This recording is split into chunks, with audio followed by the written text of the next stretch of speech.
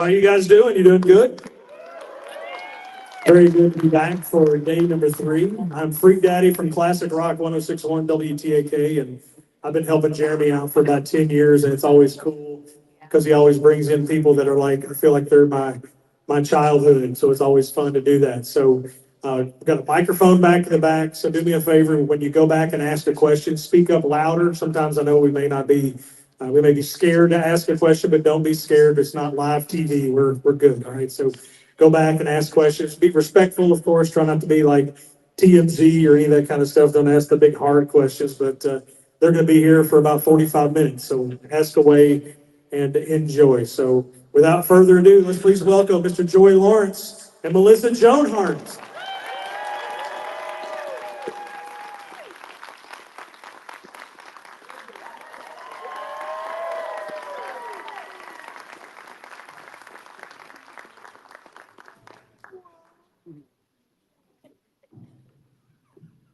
What's up, everybody?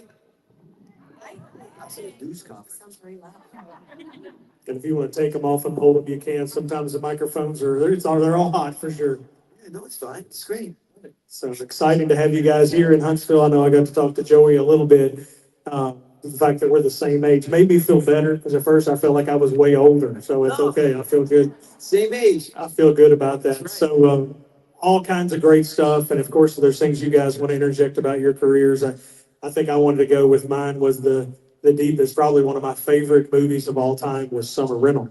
So that goes way back to John Candy. Now, you were young, but did you have any interaction or what were your memories of John Candy, which I think he was an amazing actor? John Candy was awesome. Yeah, I was 9 when I did that, and it was really cool. I didn't even really understand how cool John Candy was. You know, I was just a little kid, and he had just done like Splash, and was just sort of becoming big. But also, Richard Crenna was in that movie, and Rip Torn was in that movie, and it was, I don't know, it was really cool. It was really cool. I didn't understand how cool it was, but I was just in St. Pete Beach for 12 weeks and was able to spend a lot of time there. And I caught a fish, a big flounder.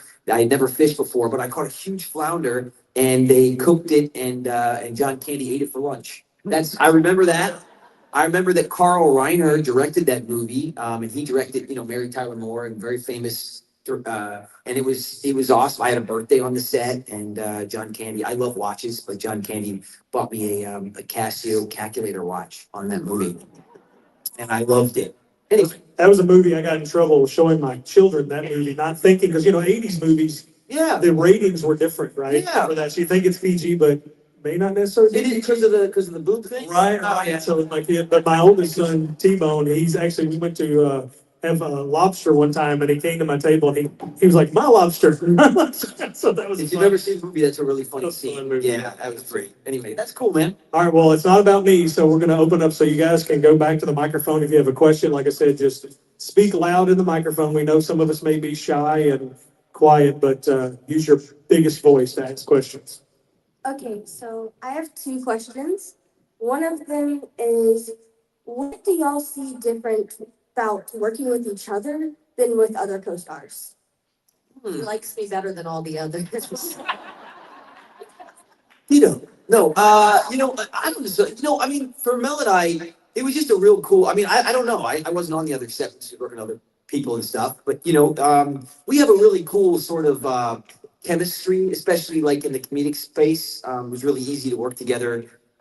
We sort of fed off each other great. I think that's what made our show so good. And we have a very similar work ethic. And there's also no drama, like ever. Taking all the answers. No, but you know what I mean? Like, there's also no drama, right? Right? Yeah, but I mean, the thing is, we both have had long careers, and Mhm. we've actually known each other since we were about 4 or 5 Yep. years old. Yep.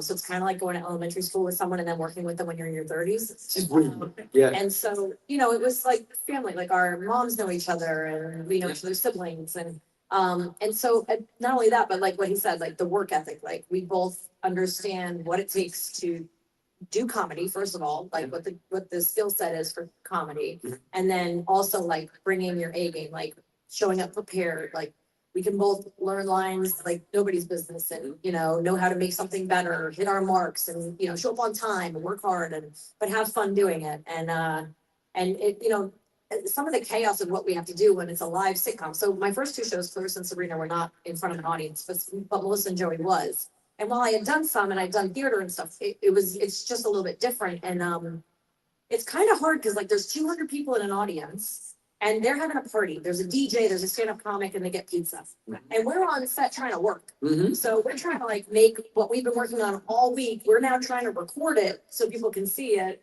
And it's Friday night and everyone else is having a party and there's like disco lights going on, Yeah. and like noises and music. And we're on set like, what's the new line? What do we have to say? Yeah. Like, how are we gonna do that? Mhm. You come through the door and I'll walk over to the kitchen, you know? So we both work really well, like under pressure and in those situations. Yeah, we also worked hard every single day, and we didn't take rehearsals off. Sometimes actors come and they don't want to like kind of commit, you know, and it's And show up. right. You know, it's real hard to get sort of a barometer of kind of what you're dealing with in order to make it work and funny. And we always practiced really hard, and I think that's the testament to a good team, right? I mean, I think Jordan said it the best. Like there are no practices. We work hard every single day, and that's why we win, you know. And then we sort of did that same thing on our show. So Well, now we have a different question. okay. How did y'all originally meet? In an elevator, right? New York, at a Um, casting call somewhere, right? Was yeah, it? it was a Ron Howard, Oh, that's right. That's right. That's right. I think it was in a parking lot. It was. Yeah. Yeah. Ron Howard. That's right. On Little Shots. Yeah. Ron Howard it was a pilot? Ron Howard's first directing job on TV was a pilot that was very similar. It was actually they based sort of Goonies. They always say was sort of based off this pilot because this pilot was first. About a bunch of little kids around the neighborhood who went on adventures. Yeah, I had to learn how to ride a bike that day. Me too. in the parking lot. I didn't know how to ride a bike. I couldn't do it. You probably did. You got the job. I didn't get the job. I was coming to LA for this audition and then I didn't get the job, so Yeah. bummer going home. I know that was, but we did. We met in that parking lot. Yeah. Anyway, it didn't go. They shot a pilot for NBC, but it didn't go. But there was a lot of little. But we met a lot of, like that day, because I was living in New York, you were living in Philly. Mhm. So we were in LA though, and we were in the parking lot, St. Charles Church. Exactly right. Exactly. Right. And so I met Soleil Moon Frye that day. Yeah. Jeff Cohen, who played Chunk in Goonies, was in the show as well, but he auditioned for it that day. And there were a bunch of us, Bunch of like, us, what yeah. became 90s, sort of 80s, 90s stars that. Jenny Lewis was actually, yes. I don't know if you guys know who she is, but she's See, here's another job, you remember where. I do, well, because I was sitting there that morning, it was Yeah. very stressful when I left. So. And I was like, what, 6, 5? yeah, we were 5, but I didn't know how to ride a bike either, you know? I was tapping and doing other things. I wasn't riding bikes, and I had to learn how to ride a bike for that movie, for that show. Yeah. Yeah, it was weird. Yep. So, yeah. How many questions do you have? Here, she took up the first. I know, she did. She did. The microphone. It's come been up. shot. It's okay, yeah. It's It's a 2 question with it. Click. No. What else? like a debate. Okay, so the last one is for Melissa. What is your favorite thing about being a teenage bitch? Well, what's funny, I was never actually a teenager. I was 20. That was her first spell. Yeah. No, but that, yeah, it was really fun. That show was really fun. My first show, Clarissa, was really difficult for me because, we had very long monologues and every scene had to be done. Our cameras were not isolated, which means that they were not recording at all times. So we had to shoot it like a live TV show. So if we didn't get it right the first time through, and we had 10-page scenes, we had to go back and start again. So it was really complicated, especially my monologues. If you remember, Clarissa had very long monologues, about 4 every episode, and they were 2 to 4 pages each. And I had to give those from beginning to end spotless. So that was really, really hard. So getting to Sabrina and doing we would do like an 1/8 of a page. And we'd be like, oh, in this one I just walk through and I'm chasing Salem and I yell Salem and I run up the stairs or something, I was like, this is so easy. I talk, other people respond. It seems like it makes sense. It's only a few pages at a time. No monologues. So, and I was an adult and it was just really fun. So for me, that show was a breath of fresh air. And then doing Melissa and Joey, where we basically ended up working 4-day weeks. We had 2 12-hour days, but the rest of the other 2 days we were rehearsing, which could just take however long it took. But Sabrina was 16 to 20-hour days, and Clarissa was 70-hour weeks because we were 6 days a week. So it was really nice, kind of trickling I guess, up in my career. Yes. Like getting more breaks and having like easier dialogue and stuff like that. Well, thank you so much. It was great meeting both of you. Thank you. Thank you. Give a round of applause, everybody. Hi. Okay, so I have a couple questions also. The first one, so my kids did, we did a lot of like theater stuff and they did some modeling, but they had some opportunities to do things in Atlanta and LA, but being a Christian family, I didn't want them to go that route. But y'all have like stayed pretty strong, like through everything. Y'all are like still very, good people. So Huh? Try. So, how have you been able to, like, for the most part, hold strong through everything and keep to your core values through, especially, through the children, teen years and all the way to now? You want to go first? Yeah, it just, I think that I can probably speak for both of us that our parents did a pretty good job of, keeping us on a path of like, and also we both grew up in the East Coast, and I think that helps a little bit, where we weren't raised in the Hollywood, like red carpet, that like going to the parties and being around celebrities. It was more of a work ethic of, I wanted to be a working actor. I didn't want to be rich and famous. I wanted to be a working actor. This is what I wanted to do. I liked doing this. I liked entertaining. I liked telling stories. And I think that really helps. The combination of that with my parents making it like, well, you're going to go to Girl Scouts and then you're going to go to an audition, then you're going to shoot a Lifesavers commercial, and then, we'll go away on a ski vacation at winter break, I think like normalizing like it as part of your childhood, as if you were a golf pro or doing gymnastics or some other thing that you were good at, so that's kind of how we looked at it. And I think that like bringing faith into it, like for me, I was raised Catholic and I took my faith very seriously. And then I met my husband, who's over there from Alabama, and from the Wiregrass. And I'm together for the last 23 years now. Ages me. Hang in. But together, like finding our faith together, a Southern Baptist boy and a Northern Catholic, Yankee, and raising our boys and making sure that church is important to us, and our faith and just showing that to our boys and modeling that for our children, and then that kind of trickles out into the world of work and public persona as well. My parents did the same thing. It was more of a hobby, like traveling baseball or something like that. It was never a barometer on, the kind of person that I am or anything. The success in terms of the career had nothing to do with success as a person, right? It was always a delineation between the two. And I think that dichotomy kept things, balanced. And then there was accountability. We also grew up in an era where there was accountability, and there was a responsibility that we were aware of. I took it seriously. I had two younger siblings.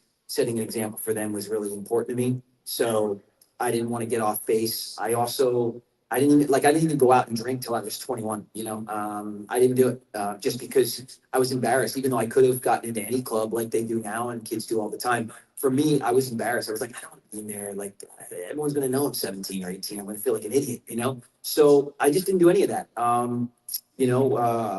Faith has always been a part of my life as well. My family, and my wife and I share that now, but it's, I think that's also a center, the journey of life is always a sort of, reworking and tweaking through things, right? The journey is imperfect. I think but I think as long as you balance yourself back, faith centers you, that recognition of that, I think always just kept things sort of, in alignment for the most part, so that you didn't even go off course like you see a lot, of these young people sort of go through, unfortunately. That's a good point too about we're both older siblings. Yeah, So I'm the oldest of 8. yeah, He's yeah. the oldest of 3, and Yeah. Modeling that for our siblings was really It was important. I think, Yeah. like taking on a sense of responsibility Mhm. for the family, taking that like position of like, well, I don't want Them seeing them some. seeing me in Playboy, Right. so, like that kind of thing. Yeah, no, exactly. Yeah, I think that, it like meant something then, It meant something to society. There was an awareness, and things were a little different in the 80s and 90s, but I appreciated that actually, Yeah. I have So- great respect for both of y'all. Oh, thank you. I don't know if it's warranted, but I'll take it. It takes a lot of sleep.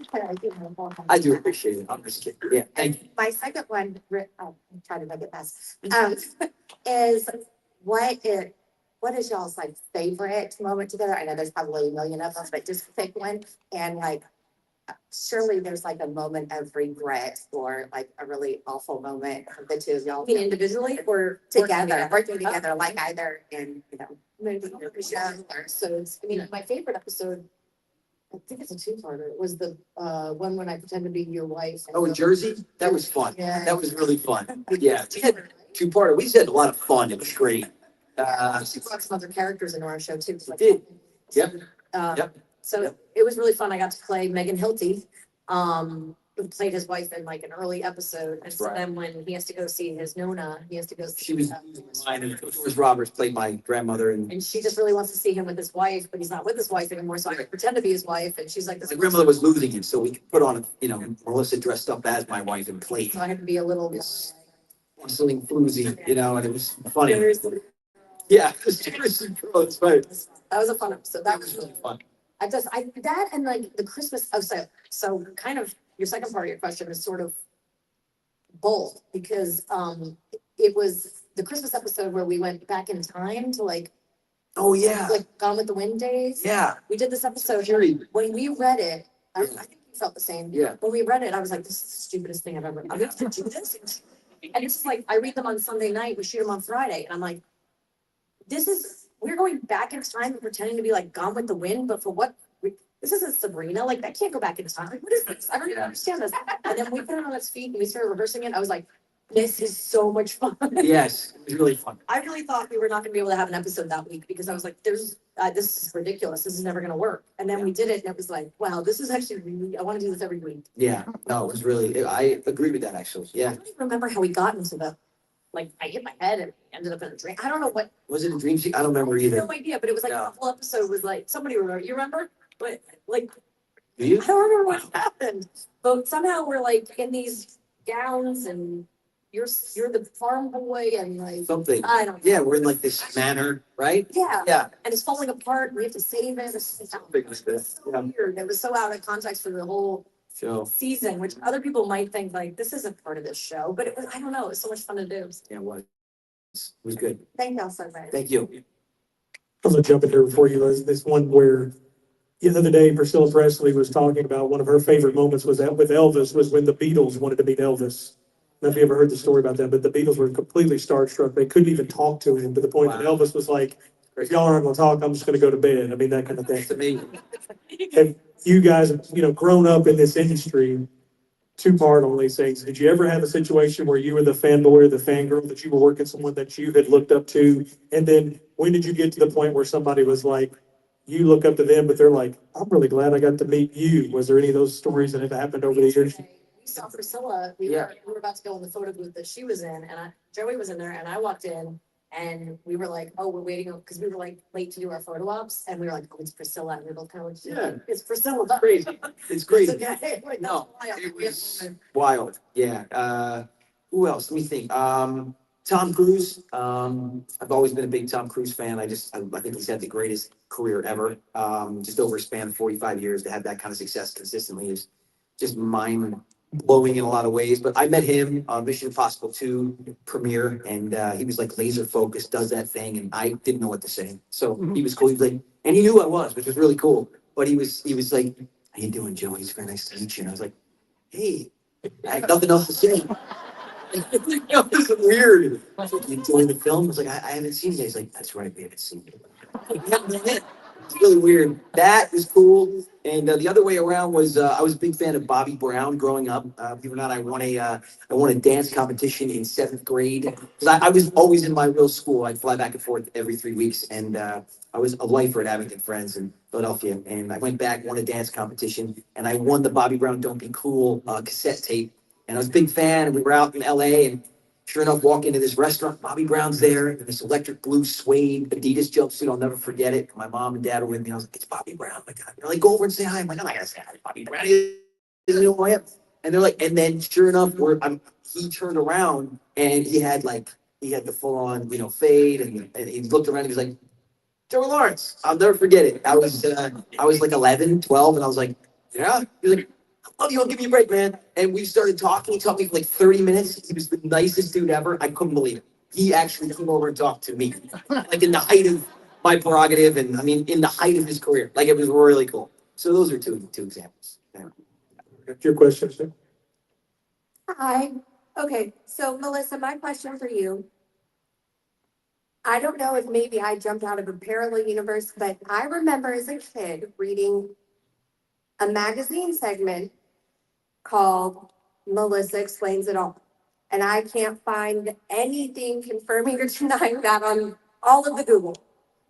Yeah, if I don't know if it was called that, but I did do a like Dear Abby type, In King.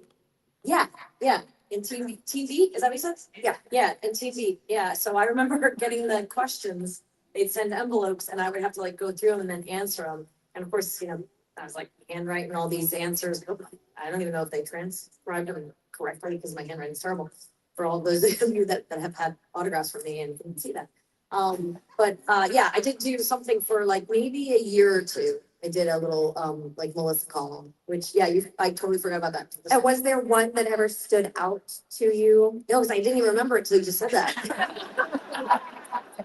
Well, at least I know I didn't make it up in my head. Yeah, no, and they weren't questions for me. They were like generic, like teen girl. Yeah, like Dear Abby. Yeah, so I was like trying to answer as like a teen girl, like, help people with like their everyday problems, I guess, boys and beauty routines and things like that.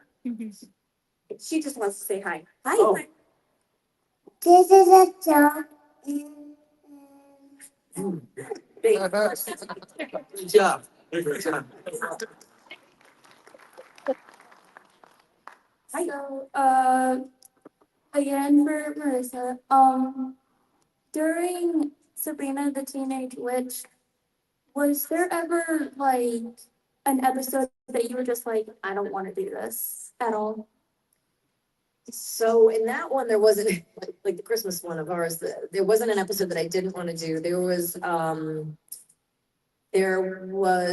times that I was nervous and like really worried about how something was going to go on. Like I had to sing in the episode that the Backstreet Boys are in, the talent one, where I drink the bottle of talent. I just saw a lot of your heads nod, so because they're not that episode. And I had to sing, and I don't sing. I mean, I've been told many times on Broadway I'm not a good singer. My sisters have sung on Broadway, but I have not. And no matter how many times I tried, I got turned down. So although I did do Masked Singer. Yeah. I mean, you sing, but I don't sing. No. That was terrifying. So I was really scared on that episode, and I said, I cannot sing this live, especially in front of my crew. Like the people that I work with every day, my best friends, they know when I'm like lying. So I feel like I can't like pull something off on them when I can't pretend I'm like really good at something when I know I'm not in front of my crew. And so I requested that we find the right song that I felt comfortable singing, and then that I could go and record it so I wouldn't have to sing it live in front of anybody because I didn't know if I would be able to actually get the words out. And I went and recorded it, which turned out to be a big mistake because it got put in an album. And I still had to sing it. I ended up, if you watch the episode, I think I smashed my face in the mic. I know I smashed my face in the microphone. I'm not sure if I did it on camera that they put on the episode, but I was singing One Way or Another by Blondie, and I smashed my face in the microphone. I kept going, but I was like, oh, that's embarrassing. I also smashed my head on the headboard at the beginning of the Sabrina, the one where she's dancing around Boston, and then at the end, lay back on the bed. I kind of, if you watch, you'll kind of go, ouch. Like some of my friends watch it, and they go, ouch. Every time I like put my head back on the bed, I smash my head. But so that episode, I was like super nervous about having to do that. So I was not looking forward to that. But I can't say there was an episode I didn't really want to do. There was an episode where I went into a bad mood, and that week I was in a really bad mood. So I don't know if it's art imitating life or life imitating art, but I was in a really bad mood the week I had a shoot the episode about a bad mood. I just got some questions for Joey. Do you remember doing a film called Chains of Gold? Yeah. Yeah, so what was my work with John Travolta? That was so cool, man. That's my guy, by the way. John Travolta is my guy. And I was like, Oh, he's the best. I met him once and I was like unprepared, and his blue eyes just Yep. seared right through me. And I was like, Yep. You and my mom. Yeah. one of those people like that. No, it was crazy. It was, that was really cool. I got that movie on my birthday, believe it or not. And and obviously I was a big fan of Grease, you know, I didn't know too much of John other than that. But we did that movie, it was so much fun. That was, Benjamin Bratt was in that movie. Hector Elizondo was in that movie. Mary Kern was in that movie. It was actually a really cool movie. Rod Holcomb directed that movie, who directed the pilot of ER. It was a really well done film. It should have come out. It was John was excellent in it. We shot that in Miami, Florida, for 12 weeks. And he could not have been, he was literally, and still to this day, like one of the sweetest, nicest, kindest people you will ever meet. We still literally text weekly. And he was just the most amazing guy ever. We share a passion for cars. And he would bring me almost every other day. He'd have somebody go out and get like a really cool model car, Borrego models, Matchbox cars, and we would discuss cars. And he flies and has these jets. He flew my whole family all over the world, and we went on incredible vacations with him. And to this day, he just is just a dear friend of mine. But that was an amazing. I mean, it could have been one way or the other. He literally, it was an amazing experience for me. And I'd never done a movie like that. It was a very dramatic movie, and my mother was an alcoholic, and I was selling drugs, and they kidnapped me, and it was very tough. And he made those long nights so easy. And I don't know, that's just one of the best experiences ever. I remember it vividly. Yeah, 1989, crazy. Yeah, thanks. Thank you. I appreciate it. Hey, a couple of questions for Joey. Sure. Tell us about your experience when you got into voice acting in Oliver Company.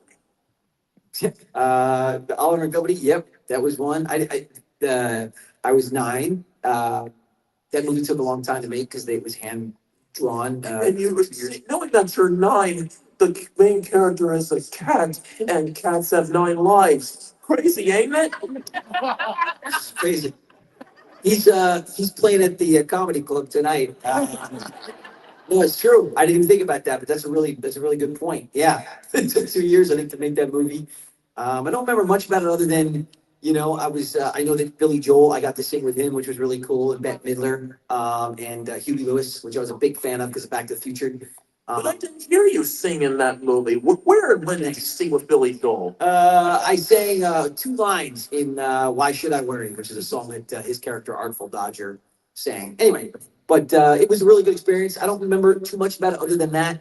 You didn't get to see too much back in those days. You know, you went in there and they sort of animated to your performance. So I saw like a template drawing of what the character looked like. Other than that, didn't really see that much. And then 2 years later, it came out, and yeah, it was cool. I think it's sort of one of those sort of cult favorites. Never really got the love that the other ones got, but people seem to like it, so it was fun. I haven't done a lot of animation. That's pretty much it. Yeah, I learned to appreciate it more. Oh, good. And for those who remember the show Brotherly Love, it would be kind of, hopefully anybody could start a petition to request for that show to be on DVD or at least be on Disney Plus. I agree. It was a Disney show. For some reason, it's not on there. I don't know why, but yeah, a lot of people have said that. The only place you can really watch it is YouTube. I don't know why, but hopefully Disney will do it. Yeah. Yeah, like I said, it's for everyone here who remembers that show. Yeah. Yep. Yeah, that was pretty cool. Yep. Thank you. Thanks, buddy. I appreciate it. You mentioned, you know, watching some of the shows. I know on some of these panels we've done, there's a lot of actors that almost refuse to watch the final product.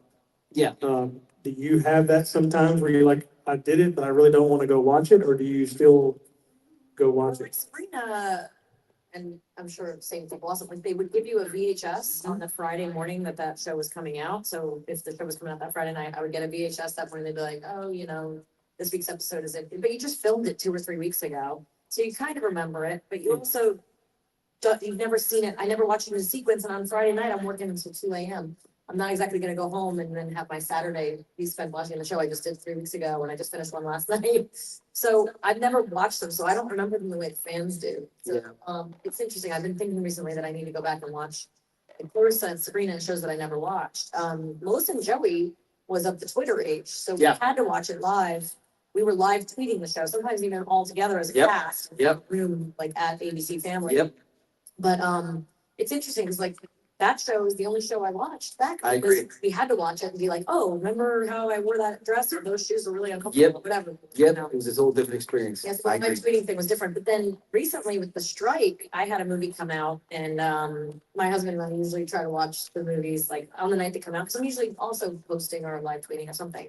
And during the strike, we weren't allowed to promote our movies and stuff, so there was a movie that came out and I wasn't allowed to promote it.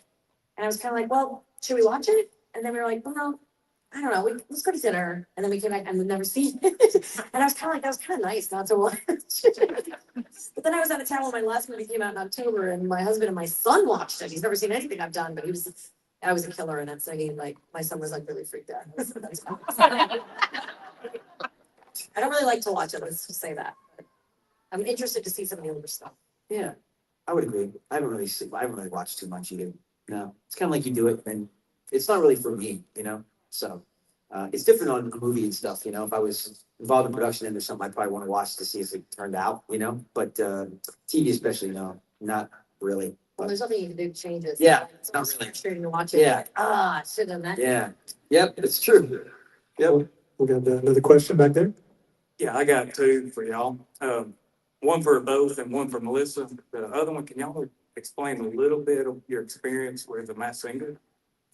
So you went first, right? I did it, when did I do Masked Singer? Like a year ago, year and a half ago, maybe, right? Year and a half? Oh, I just did one episode. I know when I talked to you yesterday. I didn't really know how it worked, but yeah, they brought me in as like honestly, I've never really watched the show, right? I watched a little bit because Matt was on it this year, so it did really well, but I didn't really watch it.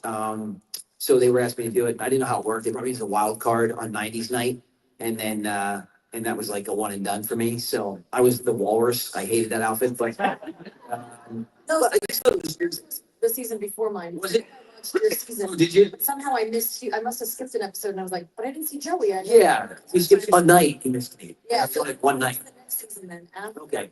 It was like, I noticed that a lot of my peers were on it. I was like, how come they're not asking me? And I hate singing. I already told you guys. What did you see? I got a little bit jealous. What did you see? So I was on Space Night and I chose Venus, but Oh, Frank Gavin? no. What? What is it? Venus? That one? Okay. Mark and I, so my husband used to be a musician, and we were standing in the kitchen and we're playing every song about space to like Nice. find one that I could actually sing. Yeah. And then I was terrified, and I was so glad I was gonna. If I wasn't hooded, I would not have been able to do it. But I did not expect my costume. I don't know if yours was the same. Not only was I terrified about the singing, I didn't know the stage was circular till I got there. Yeah. And I couldn't see. I had 4 of my 5 senses blocked, and I could only see about 2 feet in front of me. I was lamp, so I had this lamp shade, so I couldn't see past that. I had a neck thing on that went to here, so I could see this much, super dark. I had all these things in my face, so I wasn't allowed to see. You have earbuds in, so Yeah. I couldn't hear. I had gloves on, I couldn't touch. I mean, I literally was like, I scuffed my feet out there, hoping I wasn't gonna trip or fall. At one point I did trip, but I scuffed my feet out there while trying to sing and move my body, but I could only keep my arms out here. So it was super awkward, but I was so glad to do it. And my husband gave me the best advice. He said, if you're not having fun, what the hell are you doing here? And I was like, that's so true. So I just decided I had to make it fun and not be scared. Yeah. So, and I was one day and but when they were voting or whatever, I was Yeah. like, please vote me off. I'm afraid so much to lose. I don't want to be here tomorrow. I did not plan for that. I don't want to learn another song. This one took me 5 weeks. Like, just get me out of here. Get That's me so out of funny. here. I had so much fun doing it, but Yeah, no, it was fun. I mean, I did the Spin Doctors, and it was weird. I was dressed up in a raincoat walrus with, rain falling and other people with umbrellas. My wife was there the whole time with me. It was weird, I lost to people that didn't even sing, so I was pissed, actually. I was like, this is fixed. I crushed this song. everything. I lost to a rapper that wasn't even a good rapper, honestly. I was like, this is a joke, right? I sang the Spin Doctors, and I'm a singer, so I don't know, it's pretty good, but what are you gonna do? It is a show. So 90s night, they kicked me off. I was like, I probably should have thought that through a little more, because that makes perfect sense, Let's have the big reveal. Oh, look who it is, Anyway, Lance Bass came out and showed me off the stage. It was cool. I always didn't like Lance. That was it. It was fun. All right, my next question for Melissa. Can you tell us the experience, maybe the reception you got on the God's Not Dead 2 movie. Yeah, Wonderful movie, Bob. I know a lot of you, thank you. I know a lot of you really like that movie. Thank you. That was really an interesting one. I was thinking around hiatus for Melissa and Joey or something, and I remember it fit in my schedule, but just barely. And it was gonna take me away from my family again, which, you know, they're doing the show all year long. I was in LA, they were in Connecticut. Now I was gonna have to go to Arkansas to shoot a movie. So it meant leaving again, but I actually did that one very prayerfully, like, you know, really had to think about whether or not I was gonna do that. I knew the first one was a big hit. And I read the script first before I watched the first one. Then I watched the first one and I felt very called to do it. I felt very spirit led. And I was like, then I'm gonna do this. And it was, it turned out to be, you guys know, if you know the movie, James Warner Wallace, I mean, obviously Lee Strobel was in it, but James Warner Wallace was in it, and he gave a great testimony actually on the stand, which is part of his book, called Cold Case Christianity. And James Warner Wallace is like, I think it's fantastic, man. And I got to spend, I want to say like 10 days. Like, not only he prayed over me for some of the scenes, and I mean, so does Lee Strobel, like a bunch of the apologetics guys that were there. And it was a big scene I had to deliver, and I'm not a good crier, and I don't trust myself with drama. And you know, felt really like I had to deliver this performance in a really true way. And luckily, those guys all came through the lobby at the moment when I was freaking out, and they prayed over me for it. So it was really cool. And they just the conversations I had with a guy who was an expert on the shroud, and like I had so many questions, and they answered them all, and it was a really great time. Thank y'all. Thank you.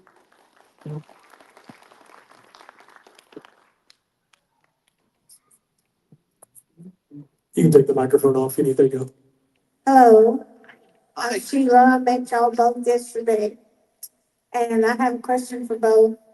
I'll start with Melissa, since she's the lady, and ladies go first. Absolutely. I was gonna ask, since you're a Christian now, do you have a problem with playing a witch in the past? Oh, I've always been a Christian. I mean, but do anybody else in your family You know, or I had never friends ever? No, I mean, I hear a lot, like even in my Bible study group, sometimes I'll have some women that'll say, well, I wasn't allowed to watch your show, you know? Right, And actually, funny enough, the Paley Center, what did it used to be called? Was it Oh. part of the Television Academy? Yes, it was. There was, so when you have a successful TV show, you go up and you do this panel in front of all the press Right. comes and sit. That's right. That's I right. think they screen an episode They and do. answer questions. It's now called the Paley Fest. Right. And so I did one, and that's the first time someone stood up and said, said something about like, well, you guys are blasphemous because you're doing witchcraft, and I was like, wait, what? I hadn't quite considered that. Right. It was a big I fan. mean, I don't feel like that you did. I mean, I didn't say you weren't a Christian. Oh, no, yeah. I'm just saying, in Hollywood, it's very rare that you find Christians or people that are outspoken about being a Christian. Yes, yeah, so it was, You know, because I think they're afraid to speak out that they're Christians. You know, because I think they're gonna offend, because they're more their fan base than like other people, like other actors, because they want to be diverse Mhm. to everyone, and not everyone's a Christian. Yeah. You know, so they don't want to offend the Buddhists or the Muslims, or, you know, if you say you're a Christian, then they feel like they can't. well, to the witchcraft You know. question though, I feel like our show was more about magic and fun, Yes. family fun. Yes, And our show was brought about by my mother and I having the vision of Yes. bringing television back to the way it used to be when there was one television in the house and the family would watch together. yes, And we wanted families to have something to watch together again instead of. yes, that's separating what I to- feel like too, because it was more geared toward, you know, Yeah, family I never really dynamics. considered it witchcraft. Right. It was more just fun because I loved Bewitched and I loved like. Even some, most people, you know, diehard like Bible readers, Yeah. you know, say that I'm a Christian, and most people say, "Well, you can't watch that, it's got wit magic in it." Like if I say I like Disney, Yeah. they'll say, you know, it's got magic in it. You watch Cinderella, you let your kids watch Little Mermaid, you know, that's Yeah, got magic in it, and I'm like, I mean, the Christmas movies, You know. Christmas magic. But yeah, I feel like, Yeah. you know, all. you let your Hollywood kids has a lot believe in of- Santa Claus, you know, what more magical than that, you know? And then for Joey. Yeah. I was gonna ask you if 6 really talk that fast, or she had to learn to talk that fast. That's funny. She actually had that skill set and they wrote to it. Oh, wow. Yeah. I talked fast and I didn't get the part. It was between me and Jenna. That's funny. Yeah. See, she was really, I mean, The same time I was Her, auditioning for Clarissa, I was auditioning for, and I did 3 auditions for both of them. That is so wild. That's right. her and that guy that used to do the commercial for the Hot Wheels guy, The fast talk. Yeah. Yeah, I forget his. they could have had a competition. I know. But thank you, and don't take offense to the, please don't take offense to the question I asked. Not at all. I was just curious. No, yeah, that's, the first time I ever heard it was at that Paley Fest, so it was interesting. That's, All right, well, thank you very much. thank you. Thank you. We're gonna have time for one more question, but I had one question real first before that one. One of my favorite radio interviews that I ever did, he came in studio, was Gary Coleman from Different Strokes. Oh, really? And Okay. it was so funny because I was nervous the whole time because I was like, it's like my last name's Coleman, my real last name's Coleman, so I was excited to have him on there. But we went the whole interview and he was mad at me. He goes, "Hey, you've not asked." And I'm like, I have no idea what you're talking about. He goes, "You've not asked me to say what you talk about Willis." That's funny. He was mad? He was mad. And then, but I would wonder, like, just for Joey, like, how many times have you gotten upset when somebody's like, "Okay, say it"? Yeah. I Oh, heard you say something yesterday. oh, yeah. No, I'm fond of it. You know, you go through your journey, right? I think like right after the show, I was probably a little over it, you know, I think it but was like halfway through Melissa and Joey that you started. Yeah. Okay with it. yeah, I think so. You know, you get some distance from that and then you realize kind of how special it was. And, you know, we didn't have social media back then, so I can't even imagine how big it would have been as quickly as it was. But it grew over time, and I didn't realize how big it was until like the next season, you know, because all those episodes had to air first, and then when you go out and do these meet and greets or autograph signings, and everyone started saying it, people from across the street, and I'd be in New York, and people yelling out, "Joey, whoa," you know, and that kind of stuff, and I'd be like, hey, you know, not realizing that it was that big, and then it just continued to grow, and I don't know, I'm very fond of it now, you know, like I said, everything's a journey, so. It should be an emoji. It should be the whoa It should be. emoji. Go on. People are still. The one of your royalties, right? Yeah. Just go for it. Yeah, people are still using it. Darn, I got time for one more question. Well, I hope it's a good one. No pressure. Yeah. I really love seeing you guys together in movies and shows and just your chemistry. If you could, or you were offered another sitcom or a comedy movie, what would you see as your characters? What kind of characters would you think you'd like to play with you know, kind of. If we were offered to do one together again? Okay, okay. What do you think? Well, I just say with like Melissa and Joey, when we were developing that, I specifically requested to the writers, I was like, I just want to be the tornado in the center of it. I want to be the hot dumpster fire mess that like can't keep it together. I don't want to be the straight man, and I want to be like just a loose cannon. And so I still hold by that. Like I want to be able to do physical comedy, and I want to be able to make people laugh. We actually used to say a prayer before every Mhm. episode We did. with some of our crew, and the cast would get together, and we would kind of have a little powwow, and then we would have a prayer. We just say, you know, God, like give someone a laugh. We're not curing brain cancer. Nope. We're just here to give someone a laugh that needs it today, and Yep. that's all we want to do. So let's just go out there and do the best job we can. And Yep. that's still, I still hold by. That's all I want I to agree. do. I agree. The character would look like, and I mean, look, for me, I always like playing those, and it's fun. Mel said what she wanted, and I wanted to play a guy that was like sort of politically incorrect and said what we all think, because I don't think those characters are represented enough on TV. They really aren't, especially now. So, I grew up like with most of you here in the 80s and 90s, and it was Bruce Willis on Moonlighting and these guys. It was just, they could get away with a lot of things, just being honest, right? I feel like we are very forgiving people, right? But we got to be intellectually honest. We're different. Men and women are different. We see things differently. I think that's where the comedy comes from. We're not all the same, and thank God, because that would be boring as hell. I feel like people have to sort of respect everyone's differences and appreciate that we come at it very differently, especially men and women. And I think that we had a lot of fun because, I was a very masculine type A character that was working for a female who was very powerful, and I think that dichotomy created a lot of chaos and also mined a lot of comedy. So any situation or any characters that would put us back into that situation would be something that I'd be very interested in doing. I don't have to be a financial planner. She doesn't have to be a congresswoman like we were. It could be different, but I feel like those two sorts of characters are where we can be most potent, you know? The movie first called My Fake Fiance, which some of you might know, but if you haven't, go see that. 'Cause that's- Yeah, But then basically what we took from that and then spun off into the TV show was the fact that these were two people that needed each other but did not like each other. exactly. And that's where the conflict in the comedy comes from. You know, if you have two people that need to be together.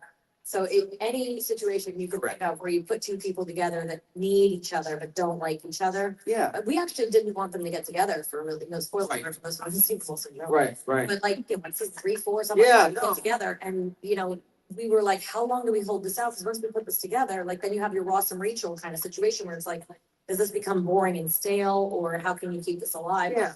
The conflict has been the thing. Yep. So, Yep. you Dating know, other having to read people, that these kind of things, it was always fun to play, you know, so. I feel like that would be, you know, I think where we could shine the most, you know, is doing something like that, and, you know, we'll see. Yeah. You never know. Yeah. You never know. So they're gonna head back to their table, go get some pictures, get some autographs. A good big round of applause once again, Melissa, Joan, Hart, and Julie Marcus. I appreciate it.